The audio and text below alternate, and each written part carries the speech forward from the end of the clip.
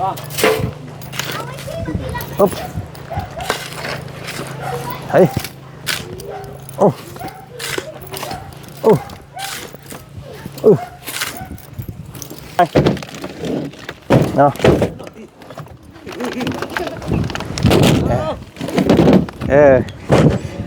อ่ะ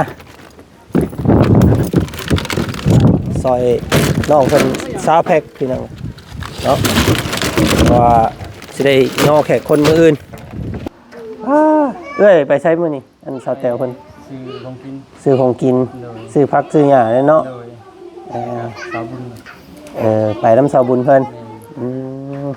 มาบ่พ่อสาวแตวทำพี่น้องไอ้เพิ่นไปออกไปซื้อกับข้าวกับน้ำเตรียมมื้ออื่นเนาะก็เห็นครั้งแรกเมื่อวานนี่พี่น้องเลยเป็นน้องแบบใดน้องแบบว่าพ่อเดียวแม่เดียวกันนี่บ่กับสาวแตวคนละพ่อแต่แม่เดียวโอ้คนละพ่อแต่แม่เดียว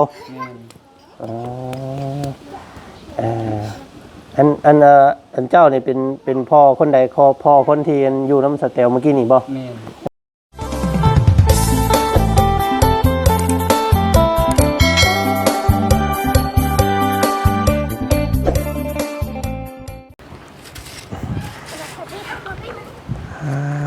ตัดภาพมาทางพี่น้องเลยบรรยากาศตอนเช้าเนาะเข้ามาเยี่ยมยามถามข่าวเบิ่งงานสิเกิดมื้ออื่นพี่น้องเลยเนาะ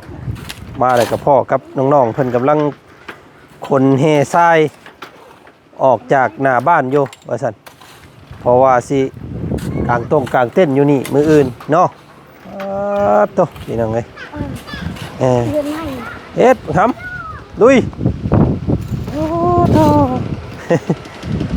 ยังไม่ทันได้กลางบอกล่ะยังอยู่เอาตัวนี้ออกก่อนเนาะ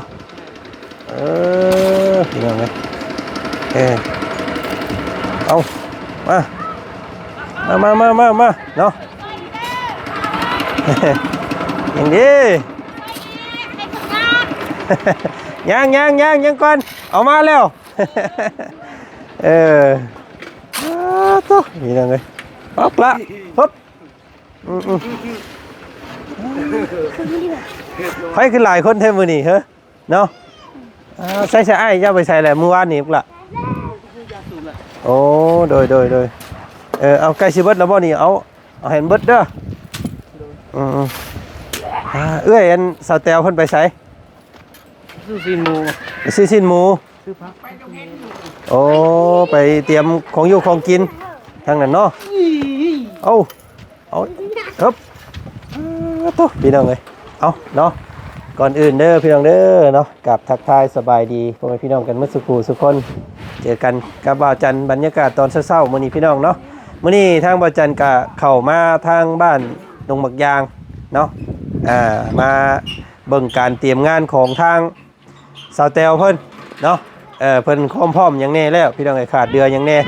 มากับพ่อกับนี่แหละนี่เนาะพอดีพ่อกับเวียกพี่น้องเลยอันนี้เพิ่นเอามาจากอันนุกละมาจากชุดเดียวพอได้กลางอยู่หน้าบ้านนี้เนาะผู้โต๊ะเต็นพี่น้องเลยทั้งนั้นป้าทุทั้งมียายเพิ่นทั้งนี้ก็ได้เนาะสบายดียายสบายดีเนาะโอ้ยโดยพี่น้องเลยเนาะเฮือนล้านโอ้จะแตวโอ้อันมาแต่บ้านได้ยายนี่ร้านไม่ค่อยโคกนี่นะอันสาวแตวเป็นร้านเจ้ามาซอยงานเพิ่นเนาะมาอันเตรียมข้าวเตรียมคองได้เนาะพี่น้องเลยมาแต่มื้อใดมาแต่คืนนี่บ่มาเมื่อเช้านี่ลูกมาแรงนอนพี่เลยบ่ยักจังหวะยันบุมีผู้นอนเฮือนพอเท่าอยู่พี่เลยมาอีกอื่นจังมาแต่เช้าเนาะนี่โต๊ะเต็มพี่น้องเลยเนาะเต็มอยู่ทางนี้ทางอันนี้ทางน้องสาวแตวเพิ่นทางนี้พี่น้องไงเนาะสิพากันกลางเองได้บ่น้องหรือว่านี่ใดนี่กลางบ่เป็นห้อยสบายดีเด้อสบายดีเนาะห้อยมันก็ต้องพึ่งเคยล่าเท่านั้นแหละเสือเคยล่าผ่านอยู่ได้นี่เอาตัวนี้ออกก่อนเนาะจังพากันกลางเนาะตัวมาตักซอยเพิ่นก่อนเถอะพี่น้องเอ้ยเนาะจักเด็กจักหน่อย โอ้ยมันเจินเบิดเลยเนาะมันไปพุ่นเบิดเลยต้อมเอายังหลายอยู่ได้ให้ทรายนี่พี่น้องเอ้ยโอ้เลิกละเด้อเอาเตรียมงานอ๊บอ๊บเฮ้ยโอ้โอ้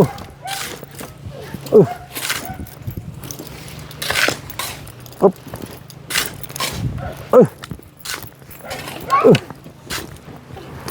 พาเถอะเถอะไปเลยส่วนอันน่ะล่อเดียวกับ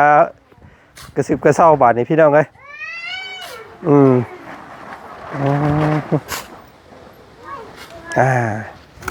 โอเคเนาะเอาละเอาไปตักฮึบใส่บ่นี่ลานของอันสาเตลเพิ่นพี่น้องเอ้ยเนาะเพิ่นมาจากบ้านอื่นพุ่นเนาะอันนี้ก็เป็นน้องชาย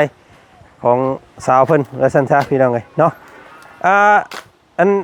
ป้าทั้งนั้นก่อนก็ได้น้องมาเอาอันนี้ก่อนเนาะบ่าวเอานี่มาซอยเอาน้ำมาซอยไว้ให้ย่อแขกคนเพิ่นมืออื่นเนาะอันเอาไปเลี้ยงไว้อันมุงหน้าบ้านนี่ก่อนเด้อปึ๊บน้ำซาวแพ็กลามาพี่ก่อนมาขนน้ำก่อนเอาน้ำมาซอยเนาะ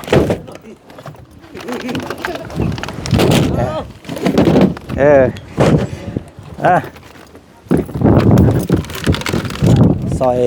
น้องคนซาวแพ็กพี่น้องเนาะว่าจะได้ย่อแขกคนมืออื่นอึ๊บ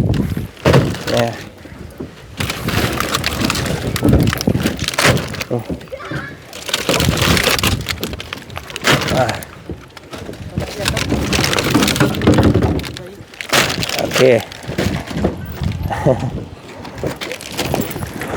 อึ๊บ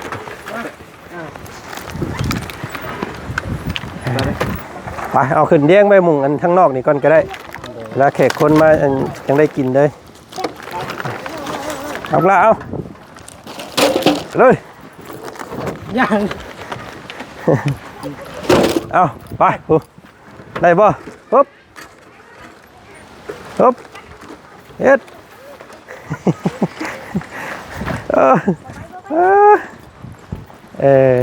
มันล็อกข้างในบ่เอาไว้ข้างนอกนี่ก่อนก็ได้น้องเอ้ยไว้ข้างนอกก่อนก็ได้คนเนาะเดี๋ยว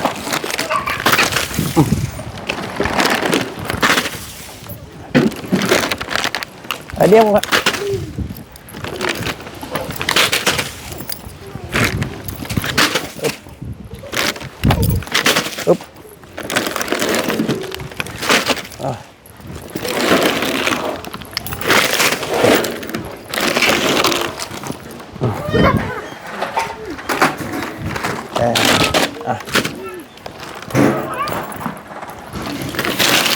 ลูก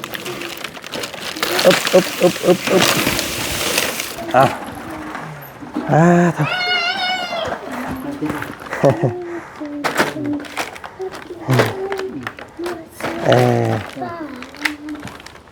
เอานี่ก็ยังบ่ทันฮู้อันที่ไปที่มาของ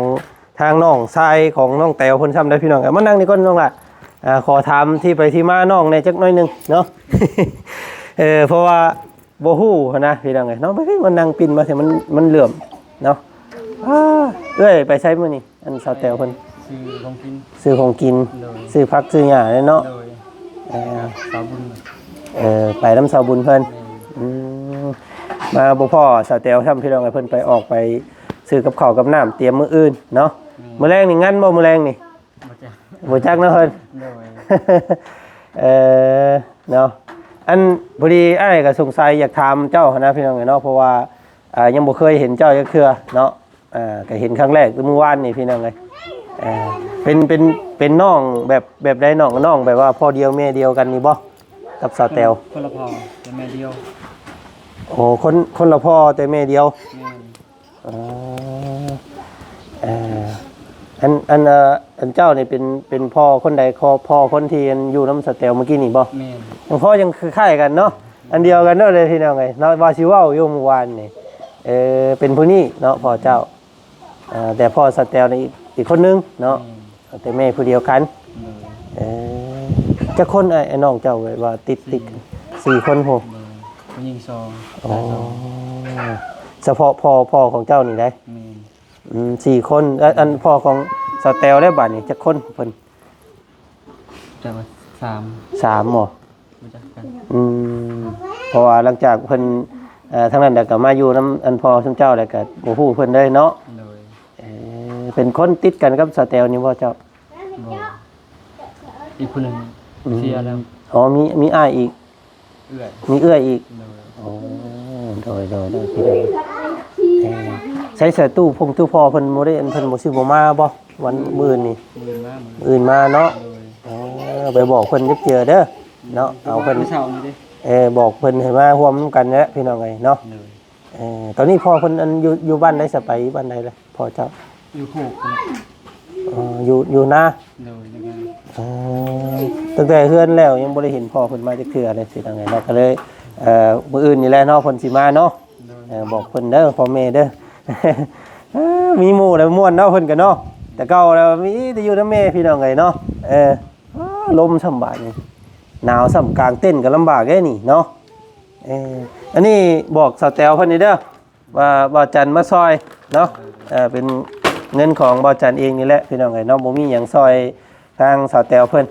เฉพาะเอื้อนซ่านหลังนี้กับบ่าวจันก็บ่ได้ร่วมสมทบหยังพี่น้องไงเนาะมีแต่ทีมงานแต่ละคนเพิ่นมีแต่มาซอยบ่ซอยจาซอยนี่แหละพี่น้องก็ซอยเบิ่งเนาะมื้อนี้ก็เลยถือโอกาสซื้อน้ำ20แพ็คมาให้แขกคนเพิ่นน้ำมีอยู่บ่ทางในเพิ่นซื้อมาอยู่บ่ มี พออยู่ดอกมื้ออื่นเนาะนี่ก็หลายเติบนี่พี่น้องเอ้ย ข้างในก็ได้ถึง เพราะว่าเขาต้องย้ายน้ำเป็นแบบนี่เอามันจังกินสบายเนาะมื้ออื่นเนาะหาหลายคนอยู่บ่ซาทางสาวแตวเพิ่น นายคนนี้ หลายอยู่เนาะแถวบ้านเพื่อนใกล้เพื่อนเคียงนี่หาเบิดนี่แหละพี่น้องเลยเนาะเพื่อที่เพิ่นที่โตเนาะ สร้างความผูกอันพันกันไว้เพื่อนใกล้เพื่อนเคียงนี่คือมิตรที่ดีได้พี่น้องเลยเนาะถ้าเฮาบ่ถือบ่ต้องกันนี่อยู่กันยากเพื่อนใกล้เพื่อนเคียงเนาะจนแล้วจนทั่วเพิ่นได้จังสิเมื่อเจ้าเนาะ โดย ซอยเอื้อยเด้อ เฮ็ดได้ซะนี่กลางเป็นบ่เคยกลางบ่ บ่เคยกลาง พี่น้องเอ้ยบ่จันเคยอยู่กับบ่เพิ่งพอได้อยู่เนาะ ได้ ไปลองประกอบเบิ่งเนาะได้บ่หรือว่าถ่าทางมื้อแรงก่อนบ่ โดย มื้อแรงก่อนจังก็ได้ซั่นเนาะ เพราะว่ากลางแต่ตอนนี้มันก็ลมแห้งนะ อย่ามันเอาไป โดย แล้วแต่พี่น้องเอ้ยเนาะมีแต่ขนทรายให้มันออกวันเนาะให้มันเบิดเนาะไปซะไปเนาะไปเอาทรายเอาหยังออกให้มันโดยให้มันอันแล้วก่อนเนาะ ว่าเป็นหยังพี่น้องเอ้ยเนาะเอามาซอยน้องเพิ่นมื้ออื่นจังว่ากันใหม่อีกเรื่องการผูกต่อแขนกันเนาะโอ้พี่น้องเอ้ยเพิ่นคนละพ่อเนาะแต่พ่อจังว่าเราคือกันกับอันพ่อใหม่น้องแต๋วเพิ่นนี่นะเนาะพ่อเลี้ยงนี่คือกันนี่ดี หุ่นน้อยแบบเดียวกัน เนาะมากล้ามาเราบ่สิตักให้ไว้มาสักตักซอยกันให้มันแล้ว ใกล้แล้วนี่ใกล้แล้วนี่โอ้แต่ว่ามันเอาออกเลิกลายมันสิต่ำโพดเนาะเอาออกเพราะนั่นก็เพราะแหละไว้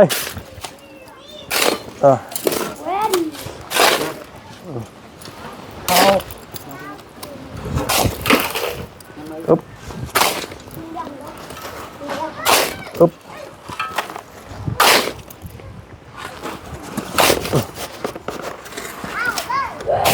๊บ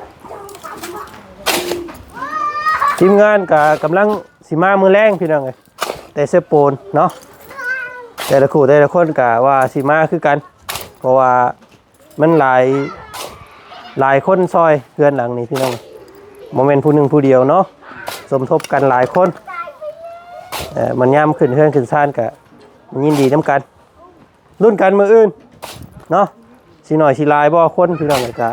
ติดตามเบิ่งนํกันอีกเนาะเมื่อยไวแท้เนาะตัก2-3 บาทนึงก็เซาแวกนี่เป็นหยังก็บ่ได้ออกให้งานบ่พี่น้องเอาล่ะไปอึ๊บ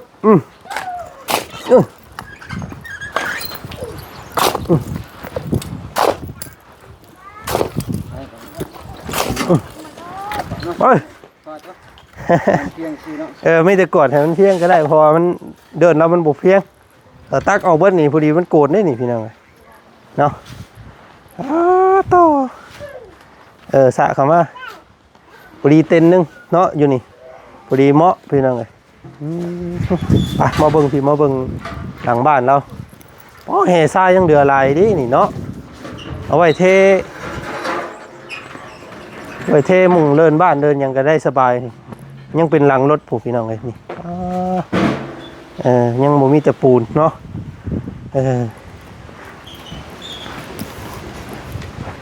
น้ำในอีหยังเพิ่นสะดวกสบายทางพี่น้องเลยเนาะพื้นดัวเครื่องปลูกของพังเพิ่นป๊าดโธ่เนาะ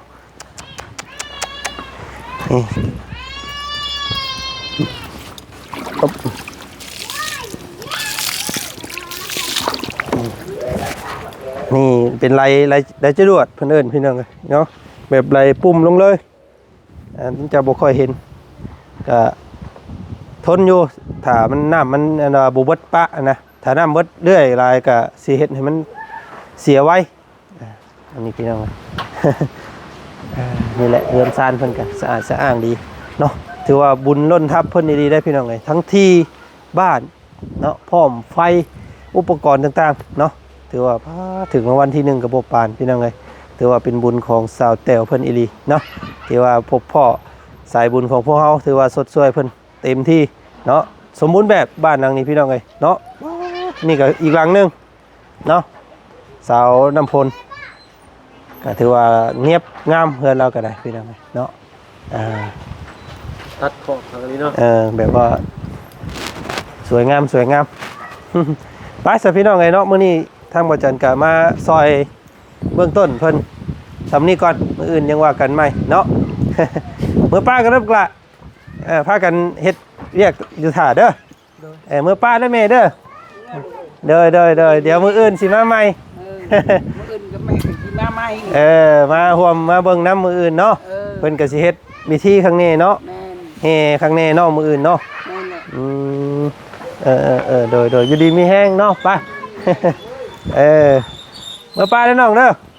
น้องซื้อยังก็ลืมเลยซื้อโพนเนาะซื้อโพนโอ้สิน้องโพนพี่น้องเลยเนาะเดี๋ยวมื้ออื่นสิมาห่วมกินต้มไก่น้ำเป็นที่ได้นอนเมื่อคืนเนาะหนาวบ่ธรรมดาเนาะผู้เดียวพี่น้องเลยเดี๋ยวจังนอนอุ่นเฮือนน้ำเพิ่นจังมือก่อนจังเมื่อก็ได้เนาะสักหน่อยเราสินอนผู้เดียวเราเหงาได้พี่น้องเลยเพื่อนหลังบักใหญ่นอนผู้เดียวเนาะเอาไปสักละเมื่อป้าก่อนเนาะสบายดีเด้อเนาะน้องเนาะเอาซอยกันเด้อไปเดี๋ยวมื้ออื่นทางพวกเฮาสิเข้ามาถ่ายทำให้พี่น้องเบิ่งเนาะการขึ้นเฮือนใหม่ของสาวแต๋วเป็นอีกหลังนึงของทีมงานพวกเฮาถือว่าสำเร็จเรียบร้อยพี่น้องเนาะก็ต้องมอบผลสำเร็จนี่ให้ทางผู้ละพี่น้องเนาะ FC ผู้ใหญ่ใจดีทุกท่านและกันเนาะที่บ่มีมื้อนี้ได้ก็ย้อนผู้ละผู้ใหญ่เพิ่นสดสวยเข้ามาพี่น้องเนาะจังได๋ก็อยู่ดีมีแฮงเบิดสุขุสุคนเด้อเนาะก็ขอให้มันขอให้ยืนพี่น้องเนาะมื้ออื่นเจอกันใหม่เนาะไปมื้อนี้สบายดีสวัสดีเบิดสุขุสุคนเนาะไปแล้วพี่น้องเอาน้ำมาซอยเพิ่นซื้อมื้อนี้เนาะไปก่อนเด้อ